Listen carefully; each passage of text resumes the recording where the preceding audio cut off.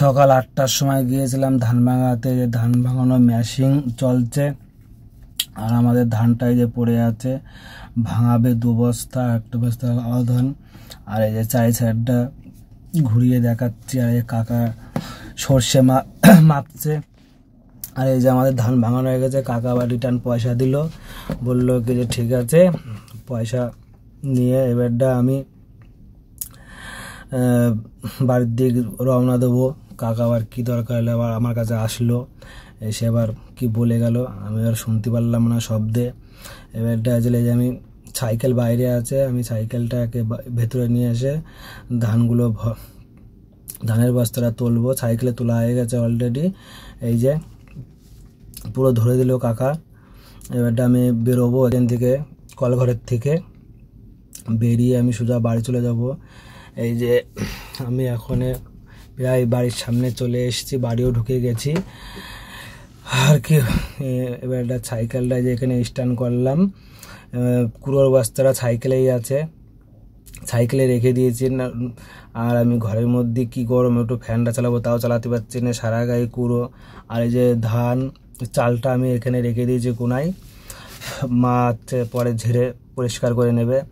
আর প্রচণ্ড গরম লাগছে, আমি এই যে বাথরুমে চলে আসলাম এবারটা চান করব বলে। আর গা হাত পা আমার খুব চুলকাচ্ছে কুড়োই, ঠিক আছে। বাথরুমের থেকে এই যে সাবান টাবান মাখছি আমি, মেখে এখন কি করব, প্রচণ্ড গা চুলকাচ্ছে। 2-3 বার করে গা ঘষেছি তাও গা চুলকাচ্ছে আমার, এত কুড়োই এত চুলকাচ্ছে। অলরেডি আমার চান করা হয়ে গেছে, মাকে বলছে মা আমার লুঙ্গিটা দাও, ঠিক আছে। মা আবার ঘরে নিয়ে আসতে গেলে যে লুঙ্গিটা আমাকে দিয়েছে, আর লুঙ্গি টুঙ্গি পরা হয়ে গেছে, গা হাত পাও মোছা হয়ে গেছে। মুছে এবারটা আমি গামছাটা চিপড়াচ্ছি, হ্যাঁ জলটা নিংড়াচ্ছি, তারপরে আবার গা হাত পা একটু মুছবো, না হলে পরে এই যে মুখ টুক। এবারে ঘরে চলে আসলাম আমি, প্যান্ট জামা পরা কমপ্লিট আমার, মাথাটা আমি আঁচড়াবো, আয়না তো ভেঙে গেছে। এবারটা আমি মাথাটা আঁচড়িয়ে কমপ্লিট করছি, যেহেতু আমাকে এক জায়গায় যেতে হবে ওই জন্য আমি তাড়াতাড়ি করছি, ঠিক আছে। প্যান্ট জামা পরে রেডি হচ্ছি, মাথাটা আমার। এবারটা মা ভাত দিয়ে গেল, এবারে ভাত করা খাবো, খেয়ে দিয়ে ঠিক আছে। অর্ধেক খাওয়া দাওয়া কমপ্লিট হয়ে গেছে আমার, আর পেটের মধ্যে ঢুকছে না, মিনমিন করছি, ঠিক আছে। আড়ামোড়া দিচ্ছি, ভালো লাগছে না, বলছে ওটা খাবি, খেয়ে তারপরে উঠবি। যে খাওয়া কমপ্লিট হয়ে গেছে খুব কষ্ট মষ্ট করে, তাও অল্প কটা ভাত আছে, খেতে পারলাম না। হাতটা ধোয়া হয়ে গেছে আমার, থালার করে ধুয়ে ফেলেছি। মা তো রাগ করছে ওদিক থেকে, হ্যাঁ নোংরা হয়ে গেছিস, থালার করে হাত ধুচ্ছিস, হ্যাঁ একটু বকাবকি করছে।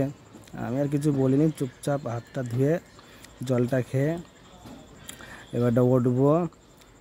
উঠে এবারটা ওইদিকে আমার গামছাটা আছে, গামছাটা দিয়ে হাতটা মুছে এবারটা মা আবার বলছে যে কোথায় যাবি, আমার বললাম যে যাবো একটু অন্য জায়গায় যাবো, গাড়িতে যাবো, ঠিক আছে। তা বলছে ঠিক আছে যা, দেখে শুনে থাকিস, ঠিক আছে। তারপর মা আবার বলছে দাঁড়া, ওখানে চুপচাপ করে দাঁড়ালাম। আর মা একটু বললো, বলা টলার পরে তারপরে আমি বাড়ির থেকে বেরোলাম।